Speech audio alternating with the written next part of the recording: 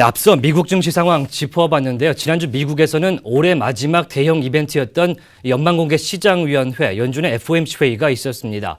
내년 1월 말까지는 제니 옐런 의장의 마지막 기자회견도 치러졌는데요. 어떤 얘기 나왔는지 정리해보겠습니다. 창원대학교 우기훈 교수 함께하겠습니다. 네, 안녕하십니까. 안녕하십니까. 예, 옐런 의장의 이번 기자회견이 마지막으로 알려졌는데 사실 내년 1월 말까지가 임기잖아요. 근데 왜 마지막이라고 하는 걸까요? 예, 옐런 의장의 경우는 2014년 2월 1일에 임기를 시작했었죠. 그러니까 의장 임기가 4년이니까 내년도 2018년 1월 31일에 임기가 만료가 됩니다. 그런데 이제 연준 FOMC 공개시장위원회는 이제 연중 회의, 연례 회의가 8번 있습니다. 그런데 이 8번 중에 다 기자회견이 있는 것이 아니고 다 이제 스케줄이 있는데요. 내년 다음 회의가 내년 1월에 예정되어 있는데 이때는 기자회견이 없습니다. 그래서 이제 마지막 기자회견이다 이렇게 이제 표현하고 있는 거죠. 사실 기자회견을 할 때마다 주요한 이벤트들 발표하는 것들이 있었는데 이번에 옐런 의장 뭐 사실상 거의 끝났기 때문에 평가를 내리자면 전반적으로 어떻습니까? 우선 뭐 단적으로 우리가 이제 월스트리트저널 조사 결과를 볼 수가 있겠습니다. 거기에 보면 이코노미스트 60명을 대상으로 이 신문이 설문조사를 했죠.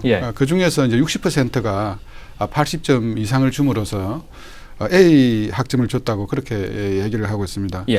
그런데 전임이었던 버냉키 의장이 33%밖에 못 받았기 때문에 상대적으로 높은 점수를 받았다고 할 수 있는 거죠. 그런데 전임 의장들은 임기 시에 여러 가지 대형 이벤트, 대형 사건들이 있었습니다. 큰 사건이 있었죠. 예를 들자면은 버냉키 시절에는 2007년도, 2008년도 글로벌 금융위기가 있었죠. 그래서 이에 대해서 이제 평가가 엇갈리는데요. 버냉키 의장의 경우에는 돈 풀기에는 성공했지만 경제 불평등이 심화됐다 이런 평가를 받고 있습니다.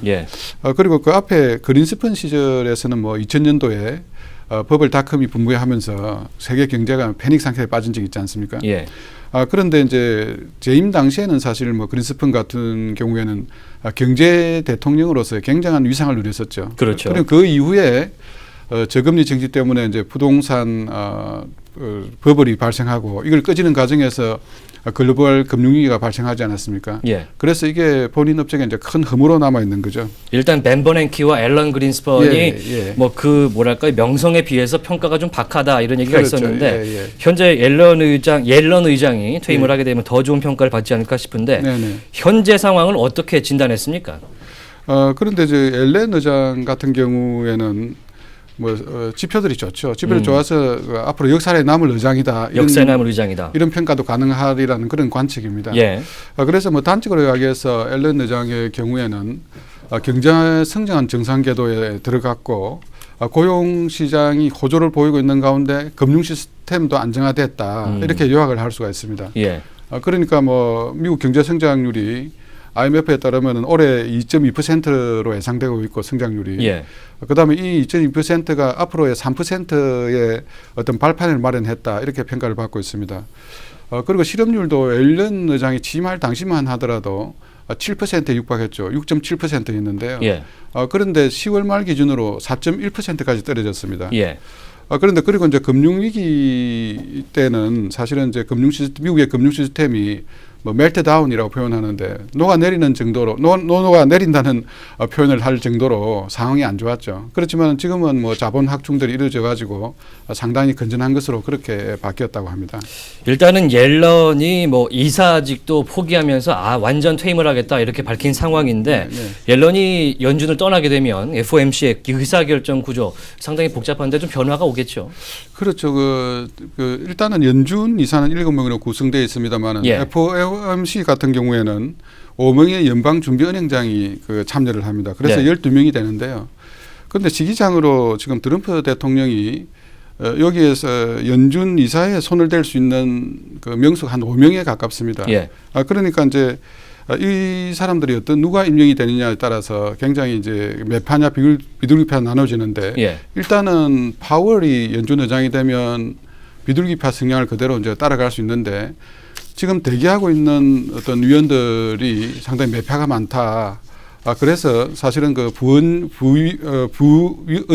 부의장의 어떤 임명이 굉장히 중요하다고 합니다. 그렇군요. 부의장의 성향에 관심이 집중되고 있는데 FOMC 회의로 돌아가서 기자회견의 내용을 좀 보자면 어떤 얘기가 좀 나왔는지 좀 정리해 주시죠. 그럼 뭐 아시다시피 지난 13일에 FOMC는 연방 기준금리를 0.25%포인트 올렸지 않습니까? 예. 올리면서 1.25%에서 1.5% 사이로 올렸습니다. 올리된 배경은 아무래도 노동시장이 아주 호조를 보이고 네. 있고 또 경제 성장이 제자리를 잡고 있기 때문에 이번 세 번째 이제 인상을 한 거죠. 예. 그렇지만 이번에 이제 한번 주목할 것은 이번 인상 결정에 2명의 위원들이 반대를 했습니다. 그러니까 1명 이상 반대한 적이 작년 11월 이후에 처음으로 있는 일이죠. 예.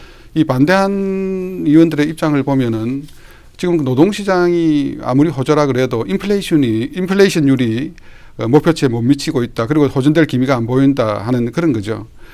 그런데 뭐 어쨌거나 이 금리 인상에 대해서는 시장에서는 이미 기대하고 있었고 예. 큰 반응은 없었습니다. 예. 앞으로의 금리 전망 굉장히 짧게 좀 부탁드리겠습니다. 예, 금리 전망은 지금 뭐 우리 경제 전망 보고서가 또 중요한 보고서인데요. 예. 지금 보면은 거기에서 보면은 뭐 2018년도는 2.0%에서 2.25%로 예측하는 사람이 가장 많고 예. 그다음에 2019년도에서는 2.5%에서 2.75%로 예측하고 있습니다. 예. 그래서 앞으로 한 3차례 정도 더 금리 인상이 있을 것으로 그렇게 보고 있습니다. 예.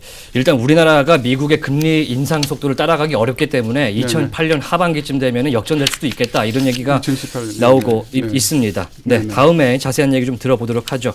창원대학교 우기훈 교수와 미국 금리 인상과 옐런의 퇴임 이야기해봤습니다.